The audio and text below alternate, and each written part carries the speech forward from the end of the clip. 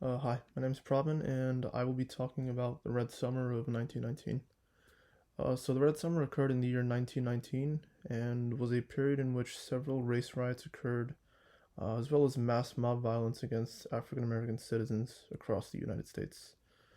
While these attacks were against any African American citizens, a major part was the conclusion of World War One, which led to African American soldiers facing discrimination against themselves as well. Additionally, the Great Migration saw cities in the north getting a massive influx of African American citizens who were leaving the south for better opportunities. This would cause white citizens to become concerned that black citizens were taking employment and housing from them, which led to an increase in tensions. In response to this, black soldiers who had returned from the war took it upon themselves to take up arms and defend their families and communities against the rising violence and contempt that was spreading across the nation. This atrocious and barbaric period would ultimately leave a legacy of African Americans taking a stand and fighting against the violence in a monumental way.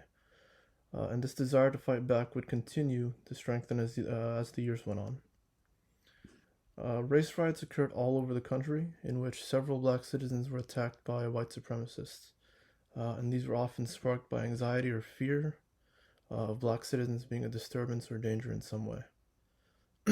One of the most prevalent riots, which is covered in the article African American Soldiers Welcomed Home, was the Washington Race Riot, which lasted approximately 4 days and saw heavy fighting between white and black veterans. The riot started when a drunken mob of white soldiers started attacking black people indiscriminately as a response to a black man being suspected of assaulting the wife of a Navy man. This would then escalate into further violence the next morning with no police intervention as a result of undermanned forces and a lack of desire to intervene. As a response to this, black veterans in the city took it upon themselves to defend their communities. So veterans took up their rifles and posted on top of roofs across several streets in the cities.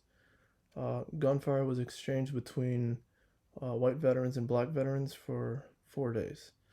The fighting would go on until President Wilson sent 2,000 troops to the capital to finally put an end to the chaos and bloodshed. The government refused to place any blame on the mob who had attacked the African Americans and instead claimed that increased Soviet interests and Russian instigators were responsible for motivating black veterans to take up arms and fight back. Similarly, in July of that year, Chicago saw heavy fighting between white and black citizens after the death of an African American swimmer. This is seen in the article Views of a Negro During the Red Summer.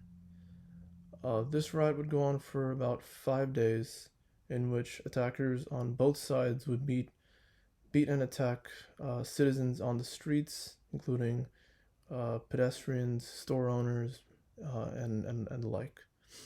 Both sides sought vengeance for the attacks that were taking place and would escalate their actions even further. This was seen when white rioters would drive through the streets and attack the homes of black citizens, in which the residents, which were often veterans from the war, would fire back in defense of their houses and their community. The police force, similar to what happened in Washington, was unable to intervene due to the lack of manpower, and the fighting would continue to rage on until several regiments of militiamen were sent in to restore order. These riots, along with all the other riots that occurred during the Red Summer, highlighted drastic change in the attitudes of African American citizens, and it showed a strengthened resolve to fight back against the violence that was occurring against them. Following the war, African Americans who went overseas to fight had gained experience of fighting alongside their fellow African American soldiers, and even saw fair treatment from Allied soldiers in different nations, One such prevalent nation was France. This instilled a new pride in these soldiers, which they would then bring home with them when they returned from the war. When the violence and discrimination broke out across the nation, these veterans saw that, or rather believed that it was their duty to fight an even larger war against hatred in their own country, and took up arms to defend their communities in a way that was not seen in history prior to this year. This would ultimately lead to a newfound desire in African American citizens taking a stand to fight against the violence in their communities, which is still prevalent to this day. This can be seen in several movements, such as the Black Lives Matter movement, and African American citizens are extremely proactive in fighting against ongoing racism and prejudice, as well as instances of violence in certain parts of the country.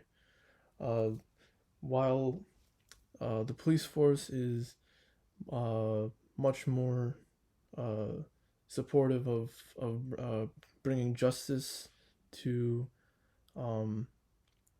crimes against African American communities, there are still certain cases, outliers, that show some prejudice and violence towards African American citizens. But as a result of what happened in the year 1919, this desire for African Americans to take a stand, as well as the increasing support of white citizens for black rights, has seen a drastic improvement in the lives of African Americans. Of course, there is still discrimination, but there's a lot more opportunities, as well as places that can serve as safe homes for African Americans in the United States. And that is what the legacy of the Red Summer of 1919 was. It was a turning point in African Americans fighting against violence and discrimination against them. Thank you for listening to my presentation.